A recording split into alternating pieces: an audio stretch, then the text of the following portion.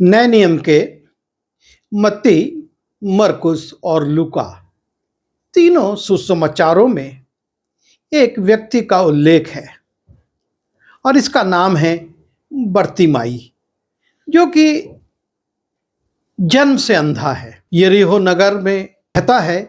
उसके द्वार के पास वो बैठकर भीख मांगता था।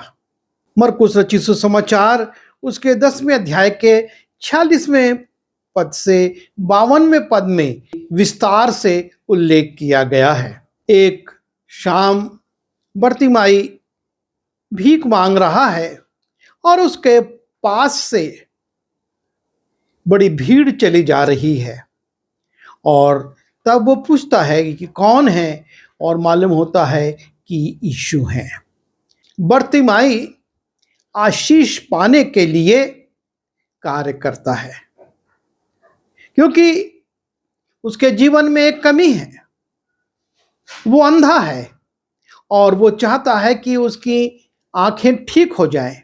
जब उसको ये पता चलता है कि यीशु मसीह जा रहे हैं, यीशु मसीह मुझको अच्छा कर देंगे, और वो उसके लिए प्रयास करता है। और कुछ एक बातों को हम यहाँ पर देखते हैं, क्योंकि हमारे जीवनों में भी कई प्रकार की कमियां होती हैं और हम सब चाहते हैं कि वो कमियां हमारे जीवन से दूर हों। लेकिन उसको दूर करने के लिए या आशीष पाने के लिए हम किस प्रकार से प्रयास करते हैं, ये महत्वपूर्ण है। क्योंकि यदि हमारा विश्वास या हमारा प्रयास कमजोर है तो कई बार आशीष पाने से हम वंचित रह जाते हैं। और इसलिए बर्तिमाई के जीवन से हम कुछ देर विचार करें कि किस प्रकार से बर्तिमाई आशीष को प्राप्त करता है। पहली बात जो हम वहां पर देखते हैं और वो है अवसर को बहुमूल्य समझे।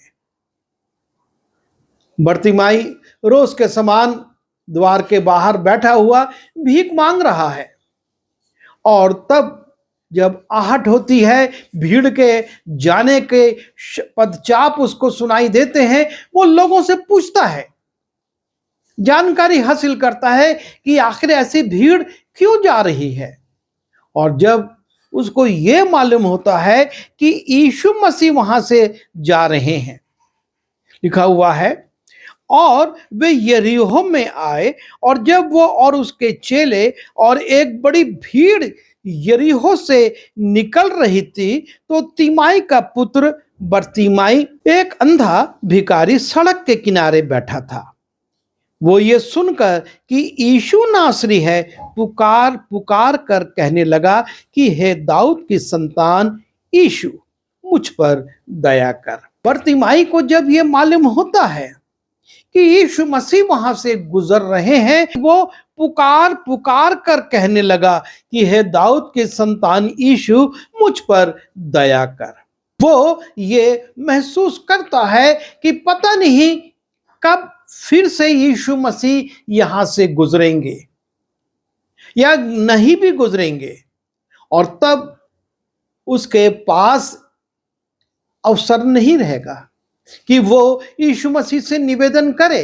वो कहां भटकेगा, और इसलिए वो अवसर की बहुमूल्यता को समझता है। कई बार हम लापरवाही से जीवन में आए हुए अवसर को यूं ही जाने देते हैं, सोचते हैं आज नहीं कल कर लेंगे, और उसकी हानि हमारे जीवन में आती है कि वो अवसर फिर नहीं आता। बर्तिमाई भी यदि यीशु मसीह को जाने देता, आवाज नहीं देता, और उसके बाद पता नहीं कब यीशु मसीह यरीहो में आते या उसके पास से गुजरते और उसको अवसर मिलता। इस आशीष पाने के लिए अवसर की बहुमूल्यता को समझना, पहचानना और उसके अनुसार कार्य करना बहुत जरूरी है। यदि हमने अवसर को जाने दिया तो शायद बाद में पछताना पड़े। ये व्यक्ति इस अवसर को जाने नहीं देता, लेकिन वो पुकार पुकार कर कहता है कि हे दाऊद की संतान यीशु, मुझ पर दया कर। दूसरी बात, लोगों की ना सुने। संसार के लोगों की प्रतिक्रियाएं हमेशा प्रतिकूल होती हैं, वो हमेशा पीछे ढकेलने वाली होती हैं। और यहां पर भी हम देखते हैं, बहुतों ने उसे डांटा कि चुप रहे, पर वो और भी पुकारने लगा। जो लोग जा रहे हैं वो उसको चुप करा रहे हैं, अरे चुप रह, क्यों शोर कर रहा है, जबकि उसके पुकारने से उनका कोई संबंध नहीं है। वो अपने रास्ते जा रहे हैं, ये अपना पुकार रहा है। और लिखा है कि बहुतों ने उसे डांटा कि चुप रहे। संसार की ऐसी प्रतिक्रिया अक्सर हमारे जीवन में आती है, जो कि हमको कदम बढ़ाने से रोकती है। उसके पुकारने से या उसके चुप रहने से किसी दूसरे को क्या फर्क पड़ रहा था। इतनी भीड़ है, इतना शोर है, उसमें एक ये भी चिल्ला रहा है। लेकिन नहीं, संसार रोकता है। और हमको इस बात को पहचानना होगा।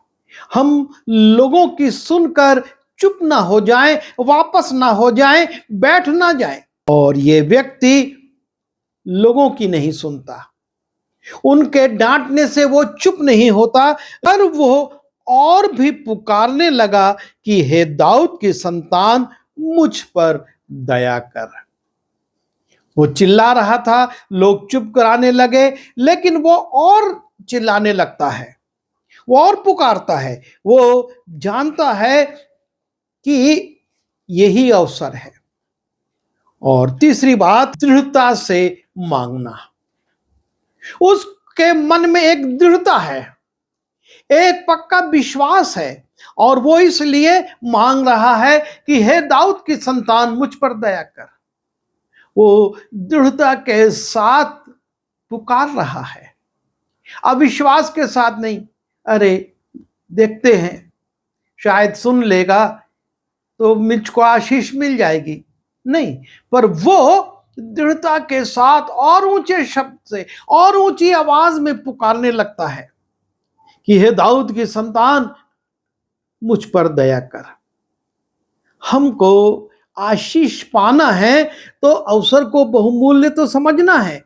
संसार की बातों पर ध्यान नहीं देना, उसके हतोत्साहित करने पर हमको हतोत्साहित नहीं होना है, लेकिन अपनी मांग के प्रति हमको दृढ़ रहना है। हमको बड़ी दृढ़ता के साथ अपने प्रभु को पुकारना है। हमारे अंदर अविश्वास ना हो, लेकिन हम दृढ़ विश्वास के साथ, जैसे कि ये व्यक्ति चिल्ला रहा है और कह रहा है, दाऊद की संतान, मुझ पर दया कर। तब यीशु ने ठहर कर कहा, उसे बुलाओ। उसकी इस दृढ़ता को की आवाज को यीशु मसीह सुन लेते हैं। शोरगुल बहुत है, लोगों की चीख पुकार, जय जयकार, नाना प्रकार की आवाजें हैं, लेकिन उसमें भी यीशु मसीह इस अंधे की आवाज को सुनकर रुक जाते हैं, ठहर जाते हैं, और लोगों से उसने कहा कि उसे बुलाओ। और अब वो संसार के लोग जो उसे चुप करा रहे थे, उससे कहते हैं, ढांढस बांध, उठ, वो तुझे बुलाता है। संसार बड़ी जल्दी पलटी खाता है, बहुत जल्दी पलट जाता है। लोग उसको चुप करा रहे थे, डांट रहे थे, पर जब यीशु मसीह रुक गए और कहते हैं उसे बुलाओ, लोग कहते हैं, ढांढस बांध, उठ, वो तुझे बुलाता है। यह है दृढ़ता से जब हम मांगते हैं, संसार को भी झुकना पड़ता है, संसार को लज्जित होना पड़ता है। उन लोगों को शर्मिंदा होना पड़ा जो उसको चुप करा रहे थे, और उल्टा उससे कहना पड़ा कि चल चल, यीशु तुझको बुलाता है। और तब 50वें पद में एक महत्वपूर्ण बात है, वो अपना कपड़ा फेंक कर, जो उसका पुराना था, जो पिछली चीजें थी, उसको वो फेंक देता है। ये विश्वास की दृढ़ता है। उसको मालूम है कि अब मुझको इस कपड़े की, जिसको ओढ़कर मैं धूप से बचता था, ठंडी हवा से बचता था, यहां पर बैठा रहता था, उसकी जरूरत नहीं है। वो अपना कपड़ा फेंक कर, बहुत से ऐसे साधन हमारे पास हैं जिनको हम आशीष पाने से पहले अपने सहायक के रूप में, अपनी सहायता के लिए इस्तेमाल करते रहे हैं, पर हमको उन्हें छोड़ना होगा, क्योंकि जब हमने आशीष पाई है तो अब हमको इनकी जरूरत नहीं पड़ेगी। और कितने लोगों को हम देखते हैं, विश्वास से बैसाखी फेंक कर वो खड़े हो जाते हैं और परमेश्वर उनको चलने की सामर्थ देता है। कितने लोग हैं जो कि अपने पिछले साधनों में टिके रहते हैं और उसके कारण आशीष पाने से वंचित हो जाते हैं, क्योंकि उनका भरोसा अपनी पिछली चीजों पर, अपनी सहायक चीजों पर है। और यहां पर ये व्यक्ति अपना कपड़ा फेंक देता है, और ना सिर्फ कपड़ा फेंक देता है, लिखा है शीघ्र उठा, तेजी से वो उठ जाता है, देरी नहीं करता है। आशीष पाना है तो हमको अपना पिछला छोड़कर शीघ्र उठना है। प्रभु यीशु मसीह के पास हम आलस्य से, सुस्ती से, आराम से ना जाए। शीघ्र उठा, हमको तुरंत एक्शन लेना है। यीशु मसीह ने जक्कई से यही कहा था, झट नीचे उतारा, तुरंत उतारा, और वो उतरा। और जब वो साथ में गया, यीशु मसीह ने उसके घर में जाकर कहा, आज इस घर में उद्धार आया है। परमेश्वर आपको और मुझको आशीष देना चाहता है। जो हमारी आवश्यकता है उसके लिए वो हमारे लिए काम करने को तैयार है, पर हम लापरवाही करते, अवसर को बहुमूल्य नहीं समझते, संसार की बातों को सुनते, दृढ़ता से मांगते नहीं, और अपने पिछले जीवन में ही, अपनी पिछली सुविधाओं में ही, अपने पिछले सामानों में ही फंसे रह जाते हैं और उठने में विलंब कर जाते हैं। जैसा कि 38 वर्ष का रोगी कहता है यीशु से कि मैं जब तक उठकर उस ताल के पास जाता हूं, पानी में जैसे ही उतरने की कोशिश करता हूं, मुझसे पहले कोई उतर जाता है। वो 38 वर्ष से सिर्फ विलंब हो जाने के कारण चंगाई से वंचित था। कई बार हमारे जीवन में आशीष आते आते रुक जाती है, क्योंकि हम विलंब कर जाते हैं। और छठवीं बात, वो यीशु के पास आता है। संसार में बहुत से लोग हैं, बहुत से साधन हैं, बहुत सी चीजें हैं, बहुत सी दवाइयां हैं, बहुत सारे आश्चर्य कर्म करने वाले झूठे वैद्य और जादू टोना करने वाले हैं, लेकिन सही एक ही है, और वो है प्रभु यीशु मसीह। और वो प्रभु यीशु मसीह के पास आता है। वो उठकर प्रभु यीशु मसीह के पास आ गया, क्योंकि वो उसको पुकार रहा था।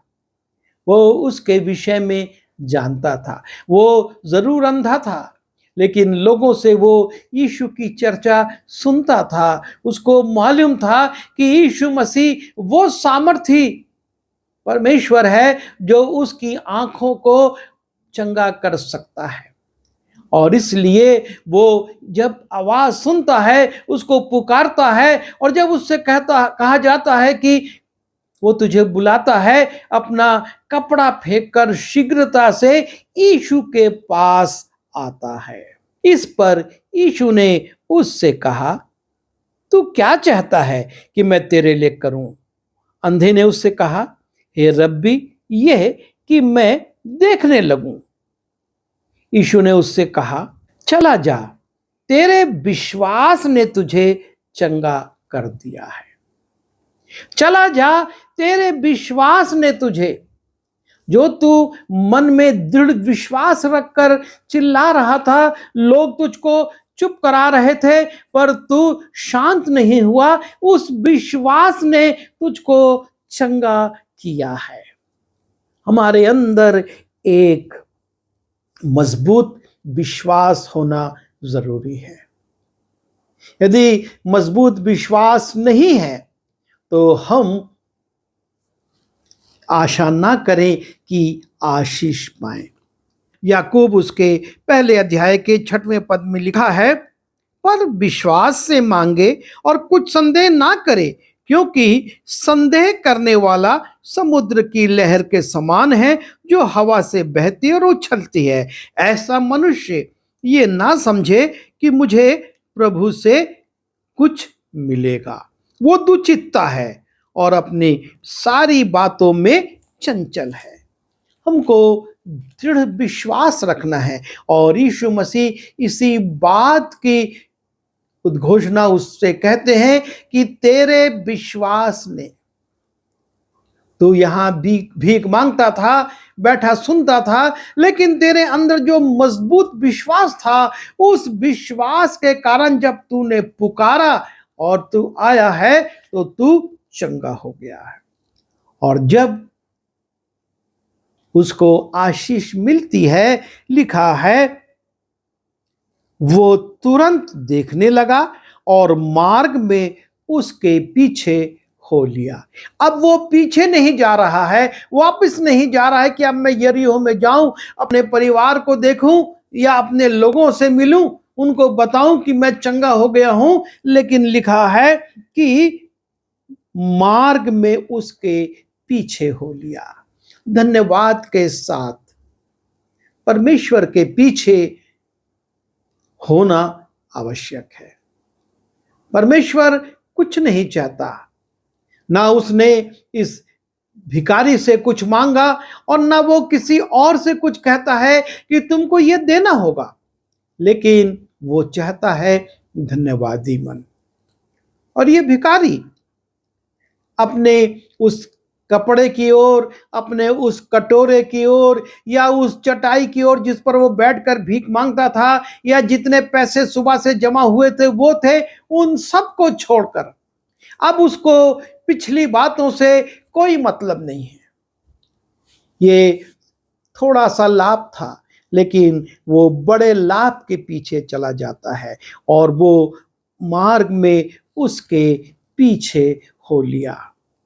परमेश्वर ये चाहता है कि आप और मैं आशीष पाएं, क्योंकि वो तो आशीष देने वाला परमेश्वर है। यीशु मसीह ने कहा, मैं इसलिए आया कि तुम जीवन पाओ और बहुतायत का पाओ।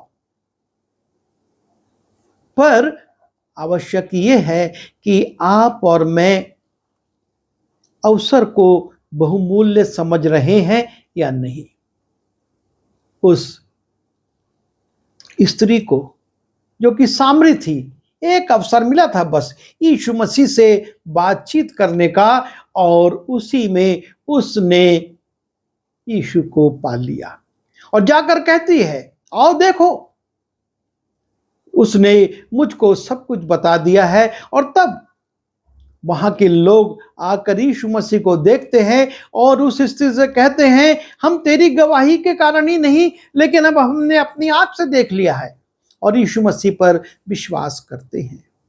हमको अवसर को बहुमूल्य समझना है। संसार की बातों पर, लोगों की बातों को नहीं सुनना है, लेकिन दृढ़ता से अपने आशीष के लिए परमेश्वर से मांगना है। अपना पिछला जो कुछ है उसकी लालच में नहीं पड़ना है, पर उसको छोड़कर शीघ्रता से यीशु मसीह के पीछे हो लेना है, यीशु मसीह के पास आना है, उस पर विश्वास रखना है, उसके प्रति अपने विश्वास को प्रकट करना है, और उसकी आशीष पाने के बाद उसके पीछे हो लेना है।